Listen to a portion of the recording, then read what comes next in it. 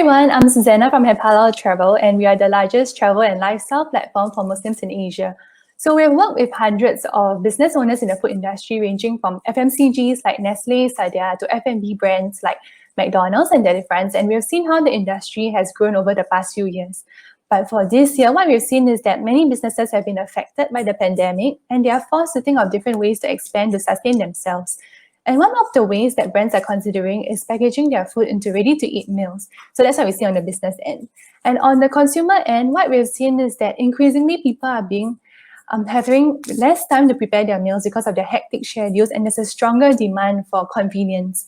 And travelers, on the other hand, form another huge demand for ready-to-eat meals because it's convenient, sometimes more affordable, and sometimes they just want ready-to-eat meals from home because they miss a taste of home.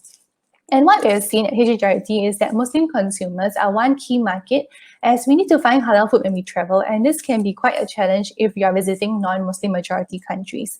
So as to show what's in their luggage when they travel, and it's really interesting because what we found is a lot of ready-to-eat products and chili sauce, because people in this area can't live without chili sauce.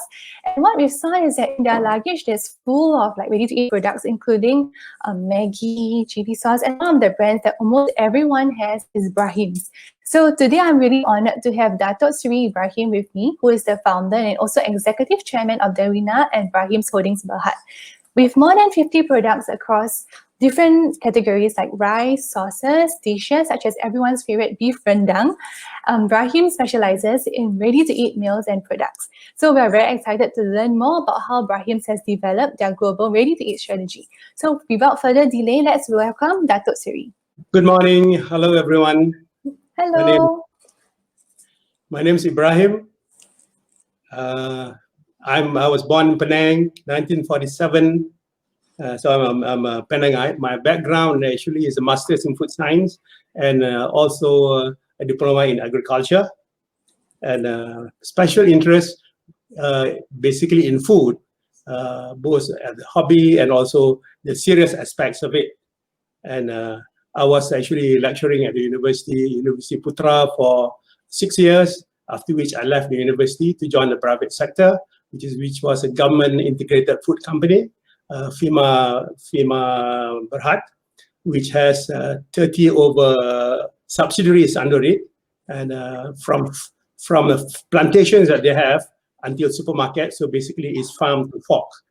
And so the other companies that I started after that are all food related, and I will go into the journey itself shortly. But basically, we are going into the various companies that I became involved in after starting my own manufacturing company. Basically, Ibrahims Holdings, Ibrahims Food Services, Ibrahims Overseas Ventures, Ibrahims Food Japan, Fahim Technologies, Dewina Holdings, Dewina Food Industries, Dewina Trading, etc., and Dewina Consult. So going next to how we started Ibrahim's journey.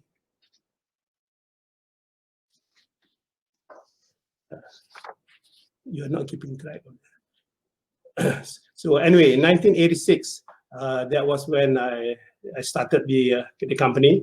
We bought a piece of land in Badabarumangi, 5-acre piece, built the factory ground up. It took us 2 years to bring it up. Now, the good thing about this is that at that time, the retort pouch technology actually is very new. It was invented by US, and then Japan, 2 years after that, started the technology and commercialized it. So my access to technology was through Japan. I had a partner, Mr. Tatsunobu Abe, who was a Japanese entrepreneur, and he introduced me to this new technology. And we actually became the third company in the world, basically, because US was the inventor of the process, and then Japan 2 years later commercialized the process, and my access through Japan made us actually the first in the region, and for which we were awarded pioneer status. And go to Ibrahims Journey, and the slide's not keeping up. We'll deal with the brand later. Okay, journey of new lessons, experiences. In 1986, the winner was started. Basically, in terms of construction and from ground up, we had a Japanese company, Kajima Corporation, to do the building. And then in 1988, after 2 years, after 1.5 years, the factory was ready, and the Prime Minister at that time, Dr. Mahathir, was good enough to agree to come and officiate the opening of the factory, and during which the Ibrahims brand was established and launched. We were accorded pioneer status for the innovative technology, and being the first using that technology in the region. And during that ceremony, the opening ceremony, we also launched Ibrahims brand to the local market. And at that time also, we had our first export of 3 full container loads to Saudi Arabia. Then we started basically because the process actually was developed for military use by US Army R&D, and Japan commercialized it. So it is actually very suitable for usage for the military. And we started supplying to Brunei, Sri Lanka, and we were the first actually to supply the United Nations, the MREs. The United Nations peacekeeping forces at that time, consisting of Indonesians, primarily Pakistanis, and Indians, and many of them are Muslims. So when it was supplied with American MREs, they were saying it's not halal. So they wanted to have halal, and we were identified as a company that does halal for halal MREs. And we started supplying to them. 1991, we started supplying to the Malaysian Armed Forces, and we had various awards and accolades during the time, Europe Award, Export Excellence Award by our Ministry of Trade, and also the Product Excellence Award, and various other commendation award, Best Product Award, and so on. And 1995, that was the culmination of our hard work that we've put into to start the company.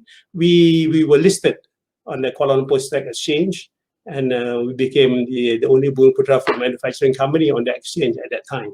That was in May 1995. And so the products also got a lot of award from the various authorities, Malaysian Institute of Food Technology, and then the various organizers of shows and so on, super brands, and then the Gold Excellence Award in London, and then in Chicago during the food service show in Chicago, we were awarded the Excellence Award for Indonesian rendang sauce, which actually was, very popular, and the Americans beginning to know rendang. And one story about that is that we were doing product tasting demonstration, and then there was one chef who attended the show. He followed his nose, came to see us, and said, "What's this taste here? This is the smell." And so my staff was thinking that he's about to scold us for, bringing this kind of flavors. But then he said, "You take part in this competition that we're having." So we took part in the competition, and we won this Excellence Award for our Indonesian rendang, for Masters of Taste. We also have our Industrial Excellence Award from various organizations, and 2014 SME Star Award, then various other awards, ASEAN Excellence Award, GIFA, and so on. And products, we have a big range of products, and these are all. When we started this product, we actually started with the MREs. Then from the MREs, that was because we were supplying the military at that time. For MREs, actually means ready to eat. These are actually rice, and then we also have chicken and curries, beef curry, chicken curry, and so on. We started off with that. And so we were marketing MREs first in the country. But then after a while, many of my friends were telling me that you don't expect us or to our wife to open the packet in the house daily. We need something to make us easy, to help us to make it easier to prepare. You know how curries are prepared from the old time where they start using this batu giling, the individual spices are ground, and then it take hours to cook. So what we did was we come up with the sauces various range of sauces, how to make chicken curry, kurma, rendang, and so on, where we put everything into the cooking sauce, and it helps you to make a meal. So this is actually like it's called meal helper. So we were the innovators in this meal helpers to help people make curry, not for just those people who don't know how to make this kind of rendang curries and so on, but it's also for those who don't have the time to actually prepare from scratch. So by using the sauces, you can actually cut down the time to maybe just 10-15%. You just put in the ingredients, whether it is chicken or prawns or fish, whatever, add in the sauce, and then when the main ingredient is cooked, then you have got your rendang, you got the curries, and you got your whatever sauce that you choose to make. Basically, these are all our various products that we have. Then there is this question about MRD production line. Maybe I'll go a bit into how this production starts, or the type of equipment that's required. Basically, you need cooking kettle, major cooking kettles, large cooking kettle, sterilizer, and then these are the two main equipment required. And it's a modern production method, but modern production by using traditional method. I say that because if you look at the production of sauces in Japan, for example, it's all very high volume and fast speed, but then there are certain shortcuts. Because if you want to do it fast, you have to put everything together, stir, pack, and so on. But what we decided to do actually is we want natural taste that's been developed, like how you would do home cooking. So what we did was to follow like home cooking, but wherever we can quickly accelerate the process, we accelerate the process. So that the final product will become nice tasting. Because some of you will be aware that when you cook curries, for example, there's such a thing as waiting for the oil to rise, and then only then you put in the other ingredients. Those are the things that are time consuming. But we reduce the time for some of those stages wherever we can, but basically we follow traditional methods. So that's why our products actually taste very much like homemade, and it's easy to use, practically foolproof, and of course the products are all halal certified. And so rethought technology actually is a new form of technology after tin cans. Tin cans that was used during the time of Napoleon Bonaparte. Napoleon's army were using tin cans at that time because the process was invented by a Frenchman, Nicolas Appé.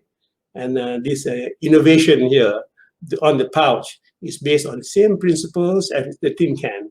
The only thing is that it is flexible, easy to carry, and mind you that the process actually was developed by U.S. Army R&D in Natick, Massachusetts, together with Reynolds, the aluminum people, and Continental Can, which is a canning company, to have a product that's easily used for the space program and also for military excursions and so on. The shelf life actually, if it's declared, it can be more than 4 years, as declared by the military. But basically, we declared the shelf life to be 2 years, to be similar to tin cans, because people might be wondering if the shelf life is more than that. But for military use, it is declared as about 4 years to 5 years. We also service our military here. And of course, the advantages is that it lasts longer, that it's compact, rust-proof, easy to carry, suitable for all occasions, indoors, outdoors, traveling, and so on. And this question about the ready meals technology, as some of you may be aware, the food processing and food preservation technology has developed over the years from the first form of preservation actually is fermentation. That was all natural. And then, of course, the countries which are cold, low temperatures, you have frozen food. I mean, food that is frozen can be kept a long time. So then later on, the frozen food technology became more sophisticated using blast freezers, spiral freezers, and so on. So basically reducing the temperature so that it will last longer. Then you have also bottles and tin cans. These are also long shelf life products. Like I mentioned, the tin can actually is a very old technology, and it is still being used now, but it's a bit cumbersome, but still practical for many users. Then one other method of making ready meals actually is freeze drying. Now, freeze drying is a very expensive process. It is, but it's the best in terms of preservation of aroma, appearance, taste, and so on. But it's a very expensive process. But it was used in some militaries for, and also the space program, because it's lightweight. You remove practically 95% of the moisture, which is a part of the weight, and it becomes very light. And when you want to use the product, you just add water to it and reconstitute. So that's freeze drying. It is still being used now, but for high-end products, example like freeze-dried prawns or freeze-dried condiments and so on. Some of the dried vegetable that you see, that green color and so on, many of these could be freeze-dried. But of course, we can also use air-dried, which is not as good as that. And of course, finally, the retort pouch, which is a fairly recent innovation. This is what we what our process is about. And in terms of robotics, automation, and so on, in terms of food production, for the retort part, for example, over the years, the processing time in terms of the speed per pack can go up to 400 or 500 now. A few hundred now per hours, and there is some the high speed can go up as in the high 500-600s. But then, of course, it depends very much on what product you're making. If, like for example, in our case, we are a lot of our products have got sauces in them, so you cannot actually hasten the speed too much, because there will be spillage. Now, technology and robotics are very important in food production, but there is a limit to it. For example, in our flight kitchen, we use what you call a cook chill process. Now, cook chill process is one of the slowest methods of food preparation for ready meals. Why? Because you need people to do the assembly, to put in the plating of the meals in the proper containers. Like I said, like for example, in airline catering, each airline has got its own crockery with its own logo and all that. So you got to put in for the main meal, say for example, rice at 6 o'clock. You got to put the meat at certain maybe 10 o'clock, vegetable at 2 o'clock. So this has got to be prepared by hand, and then that's why at the kitchen we've got in excess of 1,300 workers to do that, to produce this 50,000 or so meals per day. But what can be accelerated, we accelerate. One very good example of automation where it actually helps us to accelerate in terms of our process is our 32 Halal cleansing machine. We developed this 32 machine in conjunction with, together with a German company that makes industrial washers. And this was certified by Jakim. And so all they have to do is to arrange all those crockery that comes in on the conveyor. That it will be taken to the cleanser, and it will be auto wash and also dry. Now the main difference about this machine is that because it is halal cleansing, you also have to use clay. So we use powdered clay to be sprayed on and then wash again to follow the guidelines for halal cleansing.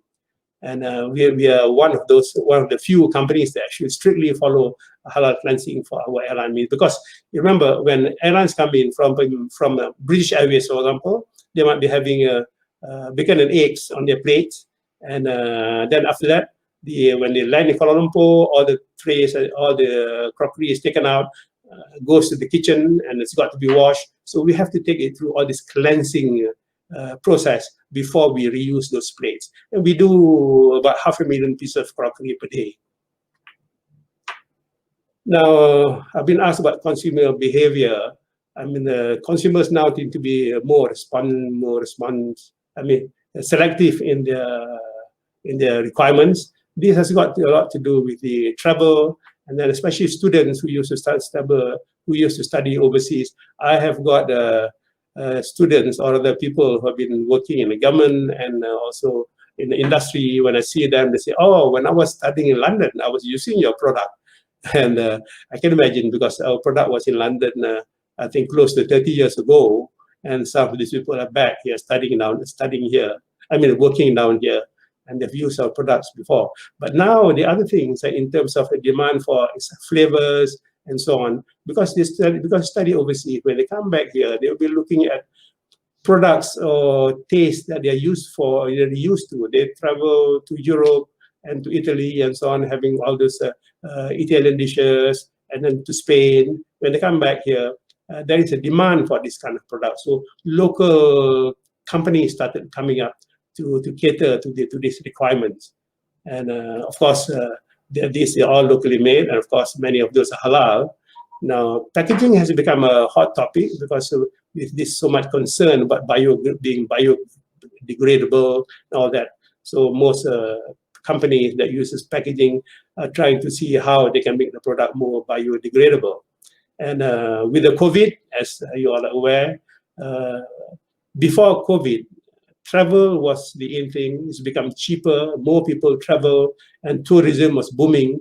But with the advent of COVID, now most of people will be staying at home and cooking their own meals. And so there is a surge in this e-commerce in terms of people ordering the meals online and then getting the products to be delivered to them. So the rise of this e-commerce and payment online and so on. And this is the way to go now. And even after COVID, I would think the payment or buying online will be something that will be a part of the new normal, as they call it. Hi, Dr. Suri. Thank you so much for sharing with us. I think we learned a lot about how Ibrahims products have evolved over the years. I think you mentioned that the younger consumers now have been traveling a lot, and you mentioned they've been to Europe and all that. And actually, in just May this year, we heard the awesome news that Ibrahims products are available at more than 400 Moji outlets in Japan. So when some of our readers saw that, they were super excited because they were saying that, oh, next time when they visit Japan, they don't have to pack Ibrahims products in their luggage. So we actually are very interested to find out, can you share more about your collaboration with Moji? Basically, as I mentioned earlier, my partner actually is Japanese, so we've got a lot of contacts with Japanese and also Japanese industries and so on. And over the years, in terms of equipment, in terms of visiting the factories and so on. So we developed our own Ibrahims product for a number of years. And within the last 6-7 years, when we started Ibrahims Food Japan and started distributing our product into Japan, of course, it will be all in the Japanese language, the packaging will be changed and so on, but basically it is Ibrahims product. So when it was here in Japan, imported by Ibrahims Food Japan with local distributors and all that, and people see this product, and there was an interest.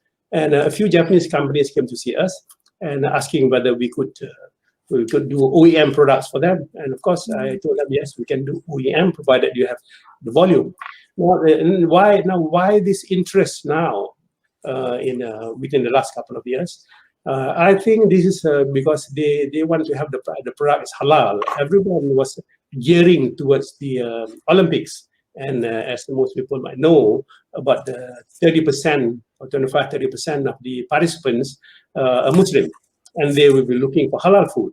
So that's why we had quite a number of inquiries from a Japanese company who wants to do halal and asking us to make this product for them. We did we actually produced product for a few Japanese companies, and after that, I think Moji might have seen some of the products, and they approached us asking us whether we can do some MRE products for them. Of course, whether we'd be happy to do this for them because we know Moji is a major brand there, and they've got something like 600 supermarkets in Japan. And when we started this production for them, I think they were surprised. So in the sense that some Malaysian who stay there, students and so on, started commenting, passing comments and online and saying that, hey, we can buy halal rendang now from Moji. And so the sales,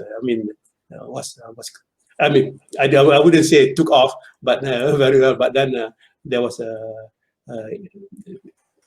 interesting. There was a sufficient level of sales that makes Moji wants to continue the business with us. I understand. I think personally and all our travelers are very excited to visit Japan when we are able to do so and look out for these products in Moji. Actually, You on can that also note, visit our restaurant there. oh, yeah, I saw that your restaurant's in Tokyo, right? That's really Yes, exciting. we have got one in Tokyo, Ayamadori, near Shibuya, one in Yokohama, and we have got one also near Tokyo Station called Malay Kampung. Malay Kampung was featured, I think, a couple of days ago on the web. I think, yeah, it's called Time Out. Just 3 days ago, right up Time Out about Malay Kampung. That's our restaurant there. I think it's perfect when travelers visit Japan. Sometimes you just miss home food and you want to find taste of food. Yeah. And that place is managed by a Terengganu boy, and he's the chef there. I think we have time for just one last question. I think, Datuk Sri, you've been in this industry for a really long time. Do you have any advice for brands that are about to start their own line of ready-to-eat meals? Well, I would say that the ready-to-eat meals, the business is very challenging, especially now with COVID and the encouragement to go to sell online. People who are not selling food now are starting to do food, so that they can they can start selling online. But if you're going to do ready meals, it all depends what type of ready meals you're doing. Are you going to do pouch? Or are you going to do other forms of tin cans and so on? But you need to be ahead of your competitors. When I started 30 years ago, there was no competition. We were the only one in the region, and Singapore started 5 years after that. And in Malaysia, we were the only one during that time. So we went along. Even though we were the only one at that time, we carried on innovating products for MREs to sauces and so on. So you always have to stay ahead. Even if there are not many competitors, you need to stay ahead, come up with new products, new usage, and so on. Now, especially if you're using a process that's very simple, then you find a lot of other competitors. So the technological hurdle is important here. Like what I do, retort pouch. I mean, you cannot say, hey, I want to do a retort pouch process tomorrow or next day. You just can't do that. You got to invest in factory and so on. So the hurdle there is higher than, say, if I want to sell packaged nasi lemak. There are thousands of people selling nasi lemak. So your product will have to be different from other people. And of course, you got to get other people to taste your product in the first place. Probably you need to do some advertisement and so on. So the technology that you use and the type of product you come in, is very important. And then also, if you're in an area where many people are doing, you have to stay ahead by coming up with innovative products or some taste sensation, or do some kind of promotion or things like that. So competition, that's the things that you have to face. So thank you, Datuk Seri, for sharing your advice for brands out there who are looking to expand to the ready-eat meals line. And I think, like what he has mentioned, it's very important to be aware of your competitors, to stay innovative, and of course, you need to engage your audience. After all, everyone's more discerning when it comes to food nowadays. So I hope everyone has found this useful, and thank you so much for joining us today. Have a great day. Bye.